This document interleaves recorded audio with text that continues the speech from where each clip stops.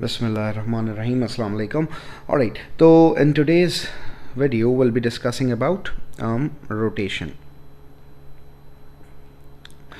Now rotation in simple terms means to turn. कोई भी object turn होगा तो उसको हम किसी भी ग्रिड पे कोई भी ऑब्जेक्ट अगर टर्न होना शुरू हो जाए या प्लेन पे टर्न होना शुरू हो जाए तो हम उसको बोलते हैं रोटेशन। और एक और चीज़ का ख्याल रखिएगा कि रोटेशन में भी हमारे पास size and shape will remain same, तो ये भी आइसोमेट्रिक ट्रांसफॉर्मेशन ही है। अच्छा, हमारे सिलेबस में बेसिकली 3 टाइप्स ऑफ टर्न या 3 टाइप्स ऑफ रोटेशन हमने पढ़नी है, जो जिनकी डायरेक्शंस होंगी या तो 90 डिग्री क्लॉकवाइज रोटेट कराएगा ऑब्जेक्ट को, या 90 डिग्री एंटी क्लॉकवाइज रोटेट कराएगा, या 180 डिग्री क्लॉकवाइज या एंटी क्लॉकवाइज, क्योंकि 180 डिग्री पे दोनों ऑब्जेक्ट सेम ही हो जाएंगे। तो एंटी क्लॉकवाइज हो या क्लॉकवाइज हो उसमें कोई फ़र्क नहीं पड़ता। लेट्स से अगर वो एंटी क्लॉकवाइज बोलता है तब भी वही इमेज आएगा, और अगर वो एंटी क्लॉकवाइज बोलता है तब भी वही इमेज आएगा।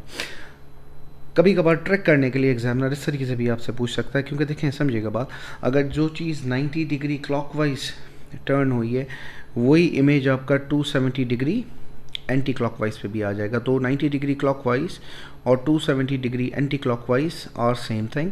Similarly 90 degree anti clockwise will be 270 degrees clockwise. तो इन दोनों में से कोई भी बात बोले 90 डिग्री क्लॉकवाइज या 270 डिग्री एंटी क्लॉकवाइज, मतलब आपका इमेज जो है सेम जगह पे सेम पोजीशन पे प्लॉट होगा और सिमिलरली या मैप होगा। सिमिलरली अगर 90 डिग्री क्लॉकवाइज बोले और 90 डिग्री एंटी क्लॉकवाइज बोले और 270 डिग्री क्लॉकवाइज बोले तो भी बात एक ही है। अब एक चीज़ और समझना ज़रूरी है कि जब भी हम रोटेट करेंगे ऑब्जेक्ट को तो कोई ना कोई पॉइंट ऑफ रोटेशन लाजमी बनाएंगे, या कोई ऐसा सेंटर ऑफ रोटेशन होगा जिसके अलॉन्ग वो सारे पॉइंट्स रोटेट कर रहे हैं। हम मैपिंग सीखेंगे, मगर इनिशियली हम जो है मैपिंग जो करेंगे वो करेंगे वह सेंटर ऑफ रोटेशन origin, या लेट्स कॉल इट 0,0। उससे पहले एक चीज़ छोटी सी दिमाग में रखने के लिए, क्योंकि there are quite a few ways to rotate an object, मगर हम कोशिश करेंगे कि ईजीएस्ट वे करें क्योंकि टाइम अभी इतना है नहीं।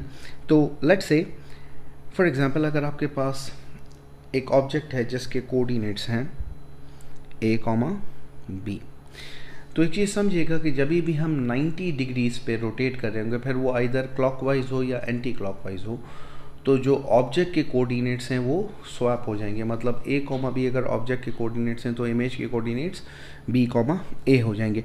तो लेट्स से अगर मैं 90 डिग्री क्लॉकवाइज मूव कराता हूँ तो 90 डिग्री क्लॉकवाइज ये डायरेक्शन बनेगी। तो 90 डिग्री क्लॉकवाइज पे आके ऑब्जेक्ट के कोऑर्डिनेट स्वैप भी होंगे, और सेकेंडली क्योंकि अब हम y के नेगेटिव क्वाड्रेंट में आ गए हैं तो y की साइन भी चेंज हो जाएगी। तो इसके जो कोऑर्डिनेट्स आएंगे वो आएंगे b माइनस a। सिमिलरली अगर मैं ऑब्जेक्ट को 90 डिग्री एंटी क्लॉकवाइज रोटेट कराता हूँ तो भी ऑब्जेक्ट्स के जो कोऑर्डिनेट्स हैं वो एंटी क्लॉकवाइज, तो भी ऑब्जेक्ट के कोऑर्डिनेट्स क्या होंगे, स्वैप होंगे, विच विल बिकम BA। और क्योंकि अब x का कोऑर्डिनेट पॉजिटिव ही है और y का कोऑर्डिनेट नेगेटिव हो गया तो ये नेगेटिव हो जाएगा। और 180 डिग्री पे इधर वो क्लॉकवाइज हो या एंटी क्लॉकवाइज हो, आइदर वे जब भी हम 180 डिग्री पे करेंगे तो ऑब्जेक्ट के कोऑर्डिनेट्स पे कोई फ़र्क नहीं पड़ेगा, मगर कोऑर्डिनेट्स की पोजीशन पे कोई फ़र्क नहीं पड़ेगा, मगर उनकी साइन चेंज हो जाएगी। This is the simplest and easiest way to rotate any object. जब भी आपको मैपिंग का कहे तो उसकी मैपिंग करने का सबसे ईजीएस्ट तरीका यही है कि आप क्या करें, ऑब्जेक्ट के कोऑर्डिनेट्स देखें और उन कोऑर्डिनेट्स को with respect to given direction आप उसको रोटेट कर दें। एक एग्जांपल समझते हैं ताकि कॉन्सेप्ट थोड़ा सा और क्लियर हो। लेट्स से आपको एक ऑब्जेक्ट बना के देता है इस तरीके से। लेट्स से आपको एक ग्रिड पे एक ऑब्जेक्ट प्लॉट करके देता है, लेट्स से यहाँ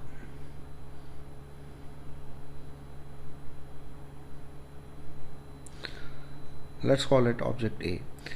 मुझे कहता है कि ट्रांसफॉर्म या map object A onto object B by rotation 90 degree clockwise direction और अबाउट सेंटर ऑफ रोटेशन 0,0। तो इसका ईजीएस्ट वे ये है कि हमारे ऑब्जेक्ट के कोऑर्डिनेट्स देख लें। अगर मैं इनके पॉइंट्स लिख लूँ तो इनके points, for example this point will become, let's call it A will become 2 1 2 1, B will become 3 1, and C will become 2 and 3 2 3। तो जब ये 90 डिग्री क्लॉकवाइज रोटेट होगा, हमें याद है कि अगर ऑब्जेक्ट के कोऑर्डिनेट्स A, B थे तो जो इमेज के कोऑर्डिनेट्स आएंगे वो आएंगे B माइनस A। तो क्या हो जाएगा, इमेज के कोऑर्डिनेट्स हमारे पास हो जाएंगे A dash will become 1 minus 2, B dash will become 3 1 minus 3, or C dash will become 3 minus 2। You just plot these coordinates and you'll get the values। 1 minus 2, this will be here, और दूसरा हमारे पास हो जाएगा 1 minus 3 1 minus 3, this will be here, and the other one is 3 minus 2 3 minus 2। तो ये object rotate होके इधर आ जाएगा और ये हमारी रोटेशन हो जाएगी। सिमिलरली अगर वो क्लॉकवाइज बोलता है तो क्लॉकवाइज के लिए हमें याद है कि जो कोऑर्डिनेट्स होंगे वो क्या हो जाएंगे, B minus B comma A। फिर ऑब्जेक्ट ऑब्वियसली आपके जितने भी कोऑर्डिनेट्स हैं उनकी पोजीशंस जो हैं वो चेंज होगी। तो A डैश क्या हो जाएगा, this was A dash will become -1, 2। अच्छा, एक और टेक्निक इसमें सिखा देता हूँ ताकि आपको आसानी रहे कि जब भी हम 90 डिग्री रोटेट कर रहे होंगे तो ये कोऑर्डिनेट बने 1 -2। तो देखें ये पॉइंट रोटेट होकर यहाँ पर आ गया। इसके बाद जो भी हॉरिजॉन्टल लाइन है उसको हम वर्टिकल लाइन बना देंगे और जो वर्टिकल लाइन है वो हॉरिजॉन्टल हो जाएगी। और इतना हमें दिमाग में इतनी हम मैपिंग कर सकते हैं कि अगर ये ऑब्जेक्ट फॉर एग्जांपल रोटेट होके यहाँ आता है तो ये कुछ इस तरीके की शेप बनाएगा। तो ये वाला कोऑर्डिनेट जो है वर्टिकली ऊपर मूव कर जाएगा और ये वाला कोऑर्डिनेट क्योंकि ये वर्टिकल था तो अब ये हॉरिजॉन्टली राइट पे मूव कर जाएगा 2 यूनिट्स। तो हम चाहें तो सिर्फ एक को ही ट्रांसफॉर्म करें और बाकी अगर इमेजिनेशन अच्छी है तो हम उससे भी इसको रोटेट कर सकते हैं। अगर आप चाहें तो इसको प्रूफ भी देख लेते हैं कि B डैश हमारे पास हो जाएगा -1 3 और C डैश हमारे पास हो जाएगा -3 2। ठीक है, तो अगर चाहें तो इस तरीके से भी कर सकते हैं, बिल्कुल इसी तरह से कि अगर वो 180 डिग्रीज क्लॉकवाइज या एंटी क्लॉकवाइज अगर रोटेट कराए तो अब हमारे ऑब्जेक्ट के कोऑर्डिनेट्स की सिर्फ साइन चेंज होंगी। तो ये हो जाएगा 2 -1, B dash will become -3 -1 and C dash will become -2 -3। तो जो अब न्यू हमारा ऑब्जेक्ट जो इमेज आएगा वो किस तरफ आ जाएगा, -2 -1 which will be this point, -3 -1 which will be this point, and then -2 -3 which will be this point। तो अब आपका ऑब्जेक्ट रोटेट होके 180 डिग्री क्लॉकवाइज या एंटी क्लॉकवाइज इधर आ जाएगा। तो इट इज़ सिंपल। अगर सेंटर ऑफ रोटेशन 0,0 दिया हुआ हो तो हमने सिर्फ 3 चीज़ें याद रखनी कि अगर 90 डिग्री क्लॉकवाइज रोटेट कर रहा है तो ऑब्जेक्ट के कोऑर्डिनेट स्वैप होंगे और वाई एक्सिस की जो वैल्यू है वो नेगेटिव हो जाएगी। अगर एंटी क्लॉकवाइज 90 डिग्री रोटेट कर रहा है तो भी स्वैप होंगे और एक्स एक्सिस की जो है कोऑर्डिनेट की जो न्यू कोऑर्डिनेट एक्स एक्सिस का बनेगा उसकी साइन चेंज हो जाएगी। और सिमिलरली अगर 180 डिग्री क्लॉकवाइज या एंटी क्लॉकवाइज अगर वो रोटेट करा रहा है तो दोनों साइंस चेंज हो जाएंगी। फॉर एग्जांपल अगर सेंटर ऑफ रोटेशन 0,0 ना हो, if centre of rotation is other than 0,0। तो देन व्हाट विल डू, उसके लिए एक छोटी सी लॉजिक है, वो याद रख लें कि what will do, will subtract the center of rotation with the coordinates of object, then what will do, will then transform, and then we add the center of rotation to object like we subtracted। ठीक है, तो जो भी answer आएगा वो हमारा image हो जाएगा। This last point will be your image, ये आपका इमेज होगा। फॉर एग्जांपल हम कोशिश करते हैं एक पॉइंट, एक ऑब्जेक्ट को ट्रांसफॉर्म करने की। फॉर एग्जांपल आपको एक ऑब्जेक्ट ये बना के दिया हुआ है, हमें कहता है कि इस ऑब्जेक्ट को कहता है object A is mapped onto object B by rotation 90 degree clockwise। For example मैं कहता हूँ 90 डिग्री clockwise मुझे इसको रोटेट करना है along center of rotation, for example 2,0 पे ये रोटेट होगा। तो उसका ईजीएस्ट वे क्या है, इसका ईजीएस्ट वे ये है कि हम क्या करें, ऑब्जेक्ट के जो भी हमारे कोऑर्डिनेट्स हैं, ऑब्जेक्ट के कोऑर्डिनेट फॉर एग्जांपल ये वाला कोऑर्डिनेट है 1,1, 1,1। इस 1,1 में से what will do, will subtract the centre of rotation which is 2,0, it will give you answer -1,0। Then what will do, then will transform. तो ट्रांसफॉर्म यहाँ पर क्या है, 90 डिग्री क्लॉकवाइज। 90 डिग्री क्लॉकवाइज में हम क्या करते थे कि अगर ऑब्जेक्ट के कोऑर्डिनेट्स a, b होते थे तो वो हो जाते थे b, -a। तो अब ये स्वैप होंगे, स्वैप होकर हमारे पास कोऑर्डिनेट्स इस तरीके से हो जाएंगे 0 और प्लस का 1, and then will add the centre of rotation which will become 2,1। And similarly all the points, हम सब पॉइंट्स के लिए करेंगे। तो ये जो न्यू पॉइंट हमारे पास आएगा वो क्या आएगा, न्यू पॉइंट आ जाएगा 2,1। तो 2,1 this will be our new point. अब बाकी जो भी ऑब्जेक्ट्स हैं, हमने पहले भी बात की थी कि ये वाला पॉइंट अगर इधर आ गया तो अब इसके मुताबिक हम देखते हैं, अगर ये रोटेट करेगा तो रोटेट करने के बाद इसको कुछ इस तरीके का इमेज बनाना चाहिए। तो जो भी हमारे पास हॉरिजॉन्टल लाइंस हैं वो वर्टिकल लाइंस बन जाएंगी, और जो वर्टिकल लाइंस हैं वो हॉरिजॉन्टल लाइंस बन जाएंगी। ये हमारा ऑब्जेक्ट 2,0 पे अगर हम रोटेट करें तो इमेज हमारा कुछ इस तरह से फॉर्म हो जाएगा। Same goes with 90 degree anti clockwise and 180 degrees.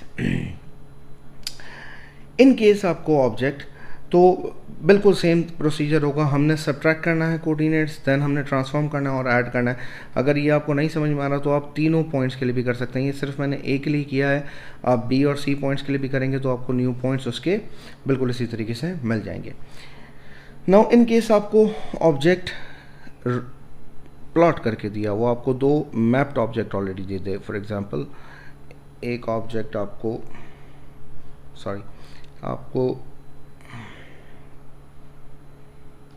दो ऑब्जेक्ट्स मैप करके दे दे और कहे describe fully single transformation, describe fully single transformation. तो ये सवाल यूजली 3 मार्क्स का अगर रोटेशन का होगा।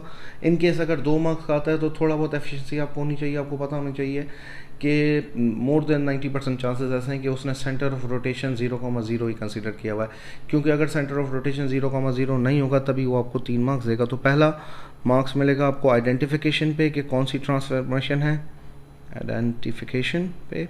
दूसरा मार्क आपको मिलेगा डायरेक्शन पे कि किस डायरेक्शन में वो रोटेट हो रहा है, डायरेक्शन पे। और तीसरा पॉइंट आपको मिलेगा to identify centre of rotation. तो फॉर एग्जांपल अगर आपको एक ऑब्जेक्ट इस तरीके से मैप करके दिया हुआ है और बोलता है कि describe fully single transformation by which object A is mapped on to object B, ठीक है, ये ऑब्जेक्ट बी मैप हुआ है। तो इसके लिए ये तो आपको वैसे ही दिख रहा है कि 90 डिग्री एंटी क्लॉकवाइज। तो पहला मार्क आपको मिल जाएगा रोटेशन के लिए, आइडेंटिफाई करने के लिए। सेकंड पॉइंट मिलेगा आपको 90 डिग्री क्लॉकवाइज आइडेंटिफाई करने पे, और जो थर्ड मार्क है उसके लिए आपको सेंटर ऑफ रोटेशन निकालना पड़ेगा।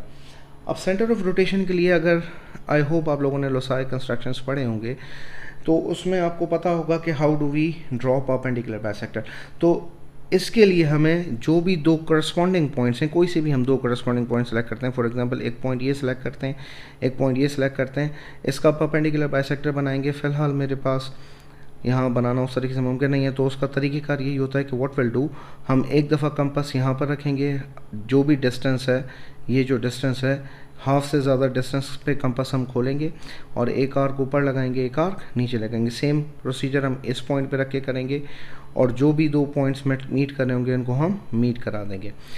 सिमिलरली एक और पॉइंट ले लेते हैं, फॉर एग्जांपल ये और ये करस्पॉन्डिंग पॉइंट ले लेते हैं, इसका भी हम इसी तरीके से सेंटर निकालेंगे और फिर उसका भी जो भी उसके दरमियान मिड पॉइंट आ रहा होगा उस मिड पॉइंट को मिला देंगे। तो जिस पॉइंट पे ये दोनों परपेंडिकुलर बाइसेक्टर एक दूसरे को कट कर रहे होंगे, this point will be termed as centre of rotation. ये आप नोट कर लीजिएगा और ये पॉइंट आ जाएगा। तो दिस इज़ बेसिकली रोटेशन, और बस रोटेशन में इतना ही है। बाकी इसमें एक चीज़ रह गई है, वो ट्रांसफॉर्मेशन मैट्रिक्स ऑफ रोटेशन, वो इंशाल्लाह हम नेक्स्ट आखिर में एक वीडियो बनाएंगे एनलार्जमेंट के बाद, तो उसमें डिस्कस कर लेंगे। तो टिल देन वमा अलैना इल्लल बलागुल मुबीन।